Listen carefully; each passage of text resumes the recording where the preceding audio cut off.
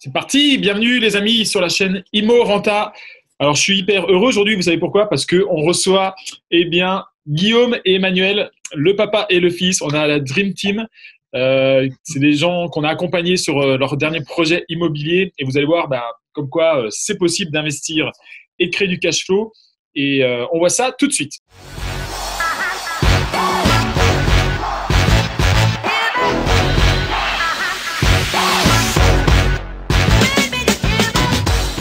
Alors merci Guillaume, merci Emmanuel de nous donner un petit peu de votre temps ce soir pour nous expliquer votre projet. Donc Emmanuel le papa, Guillaume le fils. Chez vous, l'immobilier c'est une histoire de famille, j'ai envie de dire. Et on a commencé un accompagnement il y a combien? Il y a 7-8 mois ensemble à peu près. Au début de l'année, ouais, ça fait 10 mois même à peu près. Début d'année, avant le confinement. Ouais, avant le confinement, on a commencé. Donc au moment de la vidéo, pour être transparent, eh bien, on est le 3 décembre 2020. Donc je ne sais pas quand est-ce que vous regarderez votre vidéo, cette vidéo, mais on a commencé en début d'année et puis il y a eu pas mal de rebondissements parce qu'en 2020, on a eu les confinements. On a eu, vous êtes parti aussi en vacances en Thaïlande. Ouais. Et voilà, donc il y a eu des choses qui ont un peu, qui s'invitent tous les jours, en fait, la réalité. Et on va, vous allez nous expliquer un petit peu les résultats que vous avez eus, parce que vous avez acheté un immeuble, ça y est, maintenant vous êtes propriétaire, vous commencez à encaisser les loyers, donc on va rentrer un petit peu dans les détails. Petit aparté, les amis, pour vous qui regardez la chaîne, avant toute chose, abonnez-vous. Vous avez un petit coin ici pour vous abonner, et puis vous mettez un pouce également. Si vous aimez le contenu de nos vidéos et si vous aimez voir des témoignages de ce type de personnes réelles, vous n'êtes pas des acteurs, Guillaume et Emmanuel? Pas encore, mais… Vous êtes pas encore, vous êtes des vraies personnes? Oui. Ok, ça marche. Donc si vous aimez ce type de contenu, eh bien, voir des vraies expériences, mettez-nous un petit pouce, les amis. Alors, vous êtes venus nous voir. Pour quelles raisons, en fait? Quels étaient les problèmes que vous aviez avant qu'on rentre en contact? Vas-y. On était initialement sur un projet. On a un petit peu, on a pas mal cherché, à vrai dire, avant de se lancer. On était sur un projet d'un immeuble avec des travaux assez lourds. D'ailleurs, heureusement qu'on ne s'est pas lancé avec le Covid parce que ça aurait encore retardé les travaux. On avait un doute sur pas la faisabilité du projet, mais sur sa pertinence.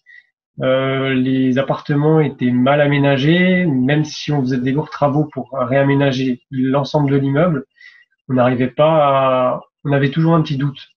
Du coup, je suis tombé sur une de tes vidéos. Je me suis dit, tiens, pourquoi pas, l'appel stratégique. On a discuté. Le fameux appel stratégique que des fois les gens hésitent à prendre. Et je me souviens de la première fois qu'on s'est appelé. Et d'ailleurs, je vous remets le lien sous la vidéo si vous voulez aussi avoir un appel stratégique comme Guillaume et Emmanuel l'ont fait il y a 10 mois. Et donc, qu'est-ce que tu m'avais raconté à l'époque? J'avais expliqué le projet, les chiffres potentiels, etc., combien on l'avait négocié. Tu nous as tout de suite dit, c'est bien, mais on peut faire beaucoup mieux. Tout simplement, c'est ce que tu dis souvent, c'est dès qu'il y a un doute, en fait, il n'y en a pas. C'est qu'il y a quelque chose et qu'il faut voir autrement, faire autre chose. Exact. Parce que là, sur ce projet-là, vous étiez à combien? 150 000 euros de travaux de mémoire?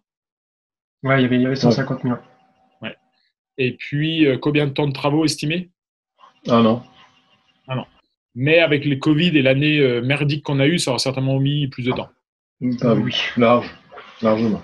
Alors que là, on a pris un autre biais, un autre chemin, du coup. Donc, ce que je vous avais conseillé à l'époque, c'est de ne pas opter pour cette option-là et qu'on cherche quelque chose de beaucoup plus simple, beaucoup plus rapide en tout cas, beaucoup plus optimisé et qu'on prenne un autre chemin. Et là, en l'espace de…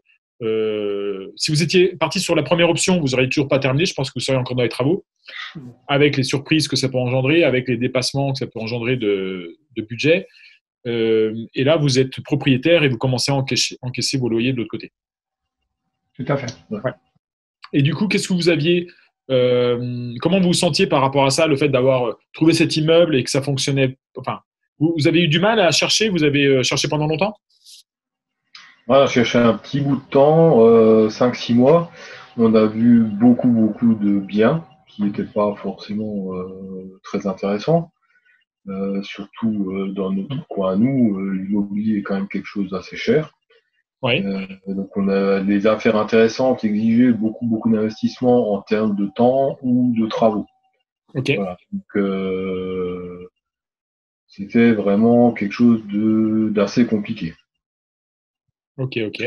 Vu qu'on travaille tous les deux, bon. Ouais. Voilà. Ouais, non, mais ça souligne, tu fais bien d'en parler, Emmanuel, parce que souvent les gens, des fois, se trouvent des excuses, se disent, mais j'ai pas le temps, je travaille, j'ai des enfants, j'ai pas de, enfin, j'ai plus la forme le week-end, j'ai envie de passer du bon temps et tout, mais on peut largement y arriver en travaillant. Moi, j'y suis arrivé en travaillant, Julien y est arrivé en travaillant, et vous bossez tous les deux à plein temps aussi. Ouais. Et pourtant, vous êtes arrivé quand même à trouver un immeuble. Alors, quels sont vos résultats concrètement, du coup? Donc concrètement, on a cherché ensemble pendant le premier confinement. Au début, c'était un peu compliqué.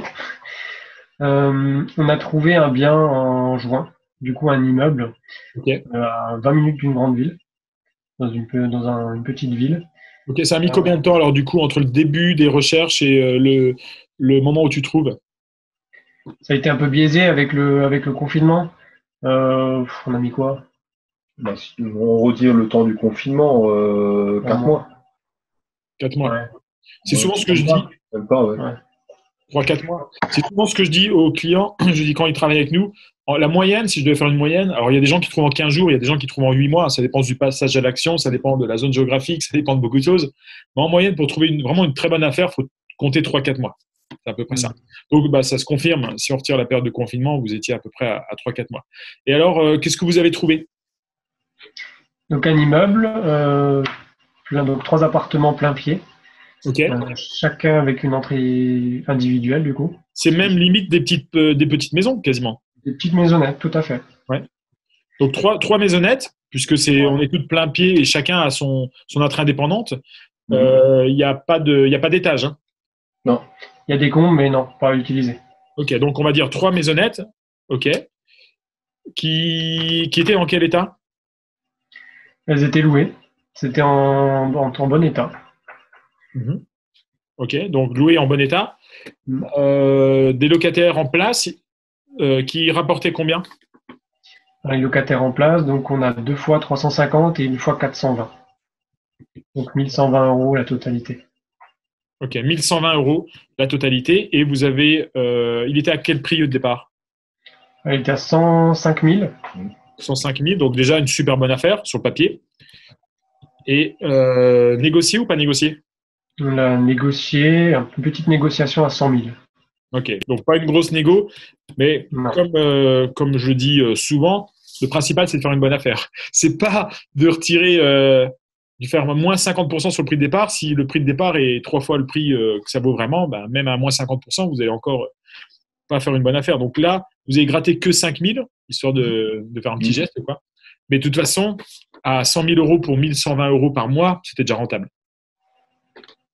Ok, la taxe foncière était de combien? 1100 €. 1100 €, donc c'est cool puisqu'on est dans une bonne proportion.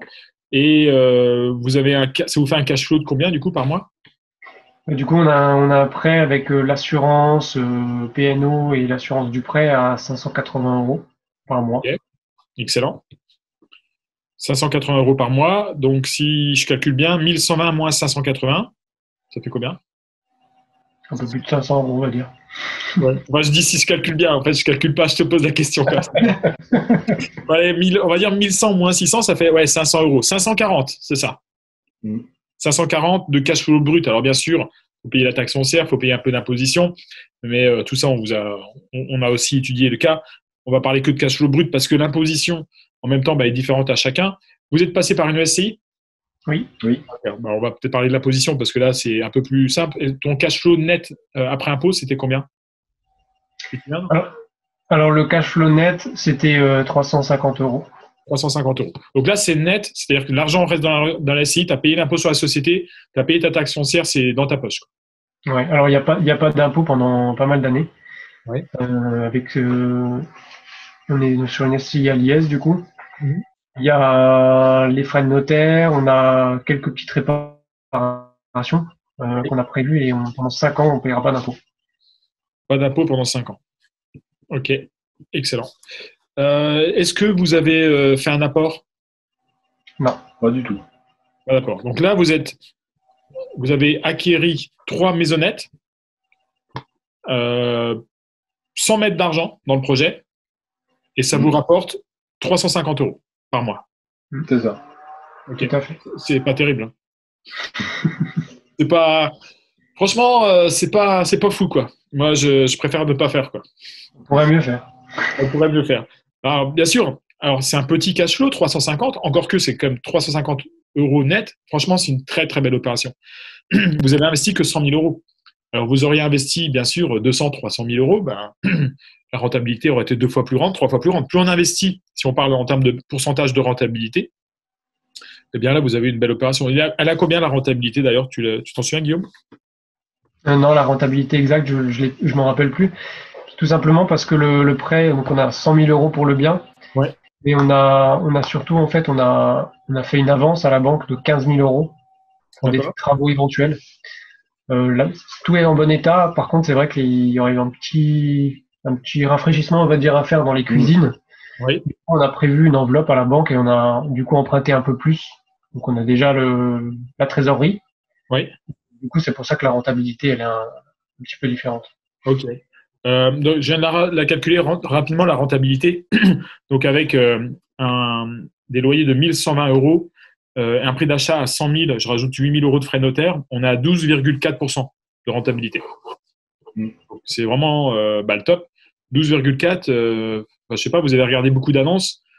Vous avez compris, et je pense que tous ceux qui regardent la vidéo aussi ont compris que pour trouver du plus de 10% de rentabilité, c'est pas facile.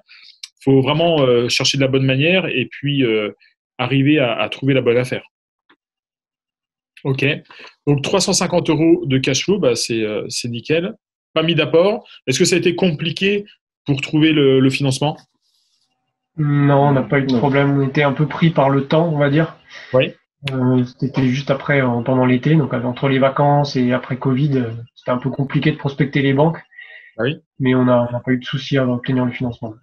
Ok, ça c'est intéressant. Et merci pour votre retour d'expérience parce que il y a beaucoup de gens qui me disent ouais, c'est la merde, on peut plus emprunter, il y a Covid, il y a de ça, il y a ça. En fait, les gens passent leur temps à trouver des excuses en fait. Au bout d'un moment, il faut arrêter de trouver des excuses, il faut juste passer à l'action. Tous les gens qu'on a accompagnés cette année, s'ils ont bien monté leur dossier et qui ont mis les bonnes actions en place, ont trouvé des financements. À chaque fois que j'ai monté un dossier bancaire, j'ai trouvé un financement. Toutes les banques m'ont pas dit oui, hein, mais avec la bonne méthode, avec le bon dossier bancaire, en mettant les bons arguments, en ayant le bon projet, en ayant les bons comptes qui vont en face, les banques, elles financent, quoi. Et il n'y a pas de raison que ce soit en 2020, en 2018 ou en 2022, bah, les banques continueront de financer. Ça fait partie de leur système. Okay. En termes, si je peux rebondir là-dessus, ouais, en termes de montant en fait à emprunter au niveau de la banque, oui. La conseillère nous a dit que sur un projet comme ça rentable, avec un bon dossier, elle peut prêter 3 fois plus sans en fait rendre de compte à sa direction. Ok. C'est bien qu'avec un bon dossier, en fait, n'importe qui aujourd'hui peut encore faire un emprunt. Bah, de toute façon, c'est sûr. C'est ce que j'arrête pas de répéter aux gens qui doutent. Mais il y a des gens qui ne trouvent pas de crédit aussi pour plusieurs raisons, parce que déjà, ils n'ont pas des bons dossiers bancaires. C'est-à-dire qu'ils ne savent pas quoi faire pour avoir des bons dossiers bancaires. Ils sélectionnent pas des bons biens. De toute façon, la banque, elle fait un calcul comme nous, hein. Enfin, un peu différent, mais elle va regarder la rentabilité du projet, savoir si elle va pouvoir récupérer son argent. Clairement, avec un projet comme ça, c'est sûr qu'elle va se faire payer, la banque. Donc, il n'y a pas de souci. Et puis, il y a des gens qui sont déjà défaitistes, malheureusement, qui n'ont pas le bon mindset, qui ne sont pas bien câblés, qui vont penser que les chiffres qu'on est en train de raconter sont des chiffres biaisés, parce qu'ils sont simplement. Ils ne peuvent même pas imaginer que ce soit possible d'acheter un immeuble sans mettre d'argent et toucher 350 €. Alors, bien sûr, c'est du travail, hein. Je ne dis pas que c'est un coup de baguette magique. Vous avez été faire des visites. On est venu sur place contrôler votre immeuble pour être sûr que tout se passe bien. C'est pas gagner au loto, hein. Il faut mettre des actions en place, mais une fois que c'est fait, vous avez des beaux résultats. Ok, ça c'est excellent. Du coup, quel impact ça a eu sur votre environnement, le fait de passer à l'action et d'acheter ce premier immeuble? Enfin. Enfin, ok, vous étiez content du résultat et vous avez dédramatisé le truc? Bah, c'est vrai que l'investissement, c'est quelque chose qui nous parle depuis quelques années maintenant, Mhm. mais on savait pas trop de quel côté l'attaquer, on va dire. On cherchait, on trouvait pas forcément des projets très intéressants et on hésitait. Et c'est vrai que de vous avoir rencontré avec Julien et surtout de pouvoir bénéficier en fait de votre expérience, c'est quelque chose qui nous a rassurés. Ça a levé beaucoup de verrous, ouais. Ouais. Oui, parce que vous aviez des croyances avant. Quelles étaient vos croyances? Qu'est-ce qui vous bloquait? En fait, c'était plus de l'incertitude que des croyances. Bon, on était sur plusieurs projets, l'un à la suite de l'autre, qui se sont pas faits pour différentes raisons, surtout de rentabilité.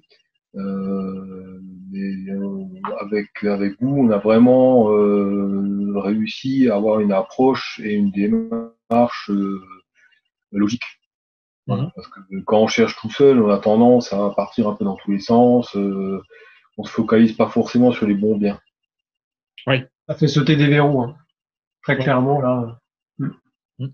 Et quelle serait la différence entre les investisseurs que vous étiez avant et les investisseurs que vous êtes maintenant? Ben, on va à l'essentiel. Oui. Voilà l'essentiel. On perd plus de temps dans les recherches. Moi, je dirais on ose. Tu oses. Ouais. Ouais, c'est vrai que ça fait toute la différence, le fait de quand tu vois la lumière, ou en tout cas quand tu sais clairement ce que tu recherches, quand tu sais ce qui est une bonne affaire et ce qui n'en est pas une, bah, tu as quand même beaucoup plus facile à trouver quand tu sais ce que tu recherches. Alors que Mm. quand on tatillonne et que tu avances dans le brouillard sans savoir exactement où tu vas, c'est sûr que c'est plus compliqué. Donc, je suis content que vous ayez trouvé. Donc, ça, de toute façon, c'était ce que je vous avais dit qu'on allait trouver, que vous alliez trouver. Et puis que bah, surtout, ça, maintenant, ce soit beaucoup plus clair dans votre tête ce qu'est une bonne affaire, quoi. Et du coup, avant de commencer cet accompagnement, j'imagine que vous aviez des hésitations. Quelles étaient-elles? Le secteur géographique, on va dire. Mhm. C'est vrai que pour moi, c'était inconcevable en fait d'aller à 1 heure en fait de chez soi déjà. Oui. Ça me paraissait compliqué en fait de pouvoir gérer à distance. Oui, Aujourd'hui, l'immeuble est à 50 minutes à peu près.